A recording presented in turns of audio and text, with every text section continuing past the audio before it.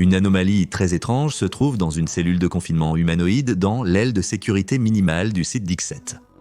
Il marche, parle et ressemble à un homme, mais tout le reste est enveloppé d'un point d'interrogation. Voici SCP-343 qui, comme son homonyme Dieu, est susceptible de provoquer des débats chaque fois qu'on le mentionne. Est-il le créateur de tout ce qui existe, la base des religions abrahamiques ? Ou bien est-il un imposteur, un manipulateur de la réalité doté d'une puissance immense et enclin à l'illusion, un courtisan de la maison de Maladrogue, Matthieu, Mathusalem, Yahvé ? Qui sait ? En réalité, tout dépend à qui vous posez la question et quelles histoires vous choisissez de croire, et rares sont ceux qui apprécient une bonne histoire plus que SCP-343 lui-même. Si un jour vous prenez le temps de lui rendre visite dans sa chambre et que vous lui demandez de révéler une page du long livre de son histoire personnelle, il sera peut-être assez aimable pour vous raconter une histoire. Une histoire comme celle-ci, d'une rencontre avec quelque chose de monstrueux que peu d'autres pourraient espérer survivre en affrontant face à face. Remontée de quelques milliers d'années, personne ne sait exactement combien. Dieu, comme il choisit de se nommer lui-même, marchait sur le sol craquelé avec des sandales usées. Cela faisait un certain temps qu'il n'avait pas vu d'animal dans les environs, et encore plus longtemps qu'il n'avait pas vu d'être humain. Cela ne le dérangeait pas. Il n'avait jamais été gêné par sa propre compagnie lors d'une longue marche comme celle-ci. Bien sûr, il aurait pu accélérer le temps ou se téléporter, mais où était le plaisir là-dedans ? Il était un touriste dans le monde des sensations, de l'expérience, de la chair, des os, de la terre, du sang et du sable. Après tout, où est le plaisir de créer tout un univers si l'on ne peut pas y faire un saut de temps en temps pour visiter et faire comme les Romains ? Ce n'est pas que les Romains seraient là avant quelques milliers d'années. Même Atlas doit parfois déplacer le poids du globe de ses épaules pour faire une escapade dans le voisinage cosmique et profiter de ce qui tient lieu d'air frais dans le vide. Dieu sifflotait un air pour lui-même. Il s'était retrouvé dans une région escarpée et montagneuse. Les sommets lointains étaient coiffés de neige, un endroit à couper le souffle où beaucoup avaient littéralement perdu haleine. Il n'en revenait jamais de voir à quel point les humains étaient prêts à risquer leur vie pour accomplir quelque chose d'extraordinaire. Son estomac gargouilla. Ah, comme il appréciait cette sensation. L'une des petites bizarreries amusantes de cette forme humaine qu'il s'était tissée lui-même. Ce n'était pas une raison de s'inquiéter si sa mémoire était bonne, d'après son dernier passage dans la région quelques décennies plus tôt. Il y avait un village accueillant non loin d'ici. Il l'avait toujours accepté comme un étranger sympathique sans avoir connaissance de son véritable pouvoir. Dieu avait toujours cru que la bonté d'une personne se définissait par la façon dont elle traitait ceux dont elle n'avait rien à gagner. Cela l'inquiéta beaucoup lorsqu'il s'approcha du village et vit de grandes colonnes de fumée s'élever dans le ciel. Il fut tellement choqué par cela qu'il envisagea de briser sa règle de marcher comme un homme au cas où il y aurait encore un moyen d'aider. D'un claquement de doigts, il disparut et réapparut au centre de la place du village. Une dévastation totale. Les huttes et les maisons avaient été déchirées. Des armes brisées jonchèrent le sol. Certains endroits étaient en feu, d'autres maculés de traces de sang, comme si une terrible bataille s'était déroulée ici. Mais quelque chose n'allait pas. Aucun corps, pas un seul, ni de défenseur, ni d'assaillant. Comment un village prospère pouvait-il être aussi complètement détruit sans laisser un seul cadavre ? C'était un acte si étrange et dépravé qu'il a laissé même Dieu perplexe. C'était un autre inconvénient de sa forme humaine. Ici sur Terre, il n'avait pas accès à la véritable omniscience.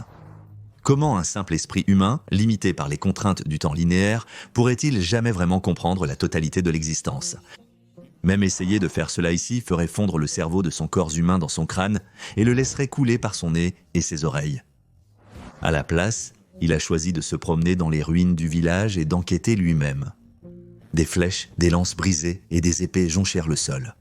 Certains bâtiments étaient là démolis, mais il n'y avait aucune trace ni projectile égaré pouvant suggérer la présence d'armes de siège.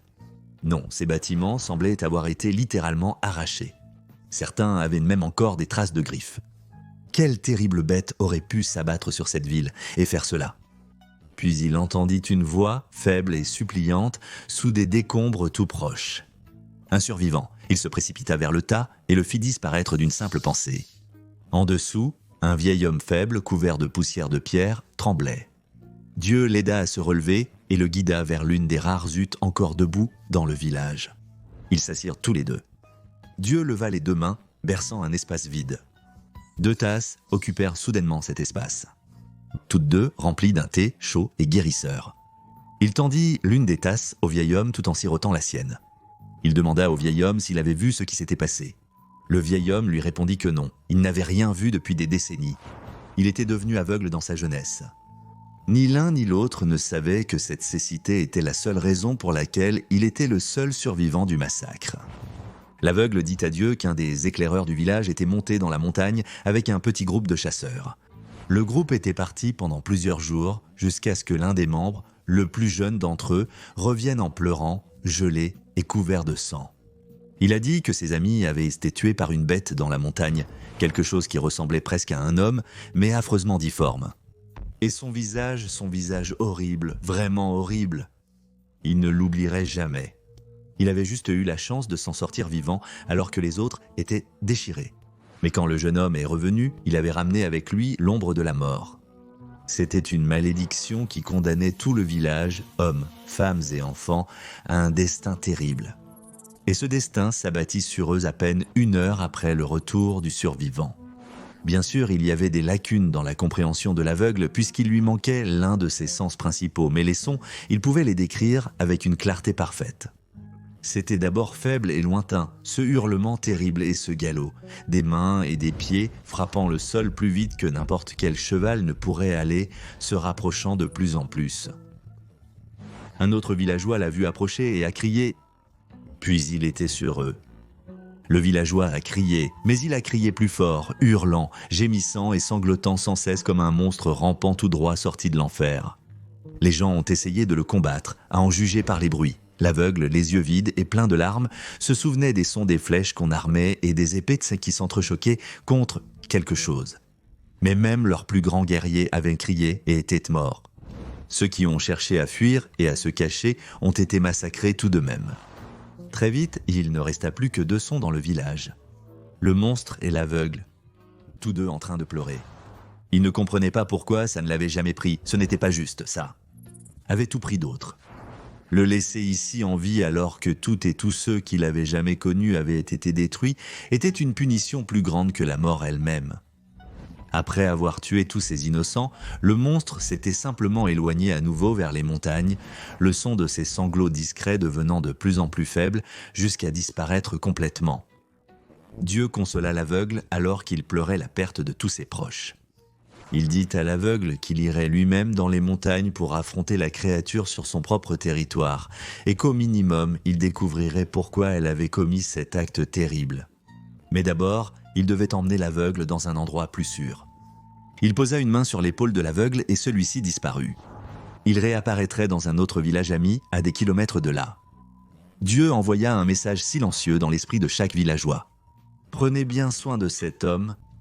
Il a subi des horreurs que vous ne pouvez même pas imaginer. Votre gentillesse sera récompensée plus tard. Pour cela, vous avez ma promesse. » Dieu soupira et tourna ses yeux fatigués vers les montagnes lointaines. Un monstre rôdait là-haut, peut-être l'une de ses propres créations ou peut-être une corruption de l'une de ses créations. Quoi qu'il en soit, tout ce qui existait sans sa connaissance existait sans son consentement, et il avait l'intention de connaître la bête dans les montagnes. Mais étant donné ce qu'il avait déjà vu, il ne s'attendait pas à recevoir un accueil chaleureux de la part de ce démon meurtrier.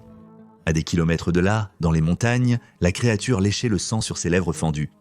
On aurait dit qu'il avait peut-être été un être humain autrefois, ou quelque chose qui aspirait à l'humanité, ou qui s'en moquait par sa simple existence.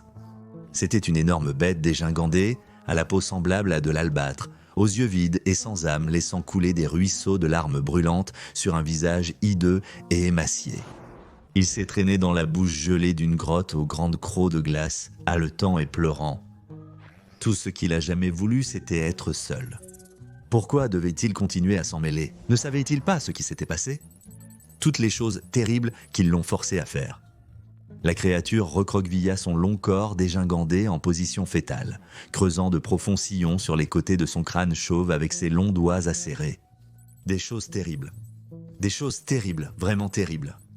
Et puis, il y a eu un éclair brillant, juste à quelques mètres de là. Le monstre a été surpris. Il s'était retourné pour voir une silhouette se découper à l'entrée de la grotte. Il portait des sandales et de fines robes. Ses yeux brillaient d'une sorte de puissance que le monstre ne reconnaissait pas. Cet étranger fixait le monstre sans la moindre once de peur dans son cœur. Il le regarda droit dans les yeux, sans fléchir. « Non, non, non, non, non, non !» Il pouvait le sentir à nouveau, la rage bouillonnant au plus profond de lui. Un chaudron de colère bouillonnante, il détestait cette sensation, comme s'il était plongé dans une cuve de métal en fusion. Un feu indicible et une douleur insoutenable parcouraient chaque vaisseau. Il se mit à pleurer et à hurler tandis que l'étranger à l'entrée de la grotte se contentait de regarder sans bouger d'un muscle. « Sais-tu qui je suis ?» demanda l'étranger d'une voix profonde qui trahissait une puissance, un savoir et une sagesse presque infinie. Mais cela ne changerait rien à l'issue ici. Le monstre bondit sur lui à une vitesse qui ne serait plus jamais vue avant l'invention des avions à réaction et des trains à grande vitesse, des millénaires plus tard. Ses mâchoires étaient ouvertes de façon inimaginable, crocs découverts, ses bras tendus et ses griffes mortelles prêtes à frapper. Mais avant que ses terribles mains ne puissent se refermer sur l'étranger, il disparut. Le monstre trébucha et s'éroula sur la neige, confus. Quelle sorcellerie était utilisée ici ? « Je vais prendre ça pour un nom », dit la voix derrière lui. « Tu devrais montrer un peu de respect à ton père. Plus de respect que celui que tu as montré à ces pauvres gens du village, au moins. » Bouillonnant de rage, la créature se retourna et vit l'étranger debout, dans l'obscurité de la grotte, le fixant du regard. Mais la bête n'avait pas la capacité d'éprouver de l'admiration ou une terreur sacrée, seulement de la violence. Une violence sans borne, illimitée, inarrêtable. Elle fonça de nouveau vers l'étranger, essayant de le frapper. D'une certaine manière, c'était comme se battre contre une robe vide. Pas un seul de ses coups mortels ne semblait atteindre l'étranger. L'étranger fit un bond en arrière, mettant de la distance entre lui et le monstre, mais sans montrer le moindre signe de fatigue. Il inspira profondément, puis expira. Le souffle sortit, tel un puissant typhon, surprenant même le monstre par sa force soudaine. Il fut repoussé en arrière, tel une feuille dans le vent, jusqu'à ce que ses longues griffes s'enfoncent dans le sol et l'ancrent sur place. L'étranger esquissa un sourire en coin à cela, impressionné. « Eh bien, tu es vraiment tenace, n'est-ce pas ?» dit-il. « Peut-être pourrions-nous discuter un peu au lieu de nous battre. Je veux savoir pourquoi tu as tué toutes ces personnes ? Pas de réponse. » La bête rugit, ses puissants membres frappant le sol alors qu'elle réduisait la distance entre elle et l'étranger en une fraction de seconde. Elle allait le tuer, le déchirer, le détruire comme tous les autres. Il ne lui avait laissé aucun choix. Soudain, le sol sous lui sembla céder. La créature était confuse. Elle baissa les yeux et vit que la pierre ancienne en dessous avait, d'une manière ou d'une autre, pris les propriétés d'un liquide, et elle était en train de couler. La bête paniqua et se mit à se débattre. C'était un excellent nageur, mais il ne s'attendait pas à devoir nager ici. Le choc fut trop fort, et bientôt le sol l'engloutit complètement, étouffant ses terribles rugissements et hurlements. Et tout d'un coup, le sol redevint solide, piégeant la bête à l'intérieur. L'étranger s'avança et regarda le sol. « Une pause bien méritée, dit-il. Tu ne te fais aucun bien à te débattre comme ça. » Malgré sa terrible capacité à faire le mal, Dieu ne pouvait s'empêcher d'admirer la bête, du moins sur le plan de la construction. Elle était tellement épurée, tellement dénuée de tout fardeau, un tueur jusqu'au bout, mais apparemment impossible à tuer. Avait-il créé cette créature ? Des milliards d'espèces, et les espèces que celle-ci avait à leur tour créées au fil de milliards d'années de reproduction et d'évolution. Et à un moment donné, cette chose est arrivée. Il était facile, même pour le créateur de l'univers, de perdre de vue certaines des variables les plus infimes. Et dans le grand ordre des choses, même ce monstre restait une variable minuscule. Mais ici et maintenant, c'était quand même un sacré problème. Le sol trembla sous Dieu. Des fissures se formèrent, le sommet de la montagne trembla. Dieu haussa un sourcil sincèrement impressionné, tandis que le monstre se libérait de sa prison de pierre et retournait dans la mêlée. Il rugissait et hurlait encore, ses yeux vides fixés sur lui. Son corps squelettique palpitait et se soulevait avec puissance. Contrairement à toute autre créature dans la nature, c'était presque comme si plus leur affrontement durait, plus la bête devenait énergique. Dieu soupira. Tous ces pauvres villageois. Ils n'ont jamais eu la moindre chance contre ce monstre. Il s'est jeté sur lui, encore plus vite et plus fort qu'avant. Il s'est téléporté hors de portée à la dernière seconde et les griffes de la bête ont fendu sans effort le mur d'une grotte voisine. Dieu s'est matérialisé à proximité, mais il n'a pas eu le temps de parler. La bête a de nouveau bondi, encore et encore. Chaque fois qu'il réapparaissait, la bête se jetait sur lui avec une vitesse impossible. Décidant d'élargir le terrain de jeu, Dieu s'est téléporté au sommet de la montagne. La créature, sentant d'une manière ou d'une autre sa présence, bondit vers le haut et creusa à travers le toit de la grotte, jaillissant du sol devant Dieu, qui flottait juste au-dessus du sol. « Il serait sage de t'arrêter, déclara Dieu d'une voix posée. Tu sais, tout ce temps, j'ai été indulgent avec toi.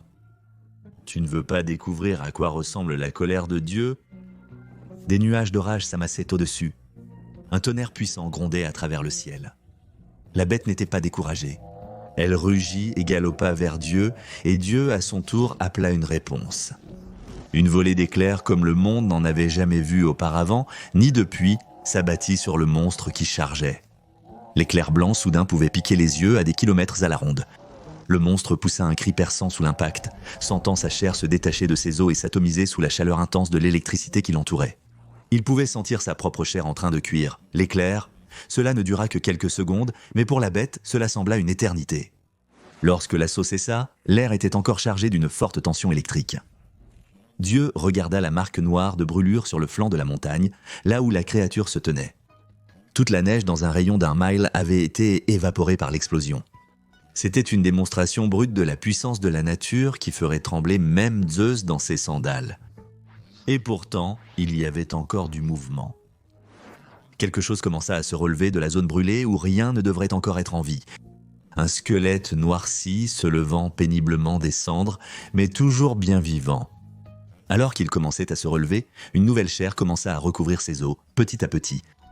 Même Dieu fut stupéfait à cette vue. Il n'avait jamais vu une créature s'accrocher aussi ardemment à la vie, malgré une puissance véritablement insurmontable rassemblée contre elle. Il faisait face à Dieu et pourtant il se battait.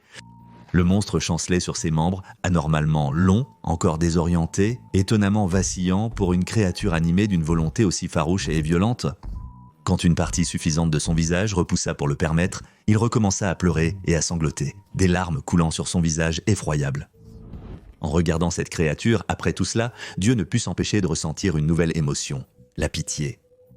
Il s'abaissa au sol et s'approcha de la créature, comme personne ne l'avait jamais fait auparavant. Il la prit dans ses bras et la serra, sentant ses sanglots déchirants et misérables contre lui. La bête souffrait tellement, il pouvait sentir la douleur émaner de l'intérieur. « Parle, mon fils, dit Dieu d'une voix douce et paternelle. » Et pour la première et unique fois, le monstre parla. « Je ne peux pas regarder, je ne peux pas voir, ils me font faire du mal aux gens, je ne veux pas faire de mal aux gens, je ne peux pas regarder, s'il vous plaît. » C'est tout ce qu'il a réussi à articuler avant de retomber dans un charabia incompréhensible. Mais c'était suffisant. Assez pour que Dieu comprenne sa douleur. Il ne savait pas s'il serait juste de changer la nature du monstre. Est-il jamais juste de vraiment changer la nature de quelqu'un ? Mais il était en son pouvoir presque illimité de lui accorder un sursis à la douleur. Il installa la bête dans la neige en dessous de lui. C'était calme et immobile. Et Dieu dit à la bête, « Repose-toi maintenant, mon enfant, repose-toi pendant des milliers d'années si tu en as besoin. J'espère seulement que lorsque tu te réveilleras un jour, tu te sentiras différemment. » Et ainsi s'achève une autre histoire du catalogue de SCP-343. Bien sûr, cela nous laisse avec certaines questions, la principale étant « Est-ce vrai ? Est-ce que 343 et 096 ont vraiment eu cette rencontre fortuite il y a longtemps ? Ou bien n'est-ce qu'une autre histoire inventée par une anomalie qui se prend pour une divinité ? Nous avons notre vérité et vous avez la vôtre. Dites-nous ce que vous en pensez dans les commentaires ci-dessous. Allez maintenant regarder SCP-09, Six Shy Guy Évasion, Incident 0961, abrège de confinement et vos questions pour Dieu répondu pour plus d'histoires fascinantes sur les anomalies présentées dans cette vidéo.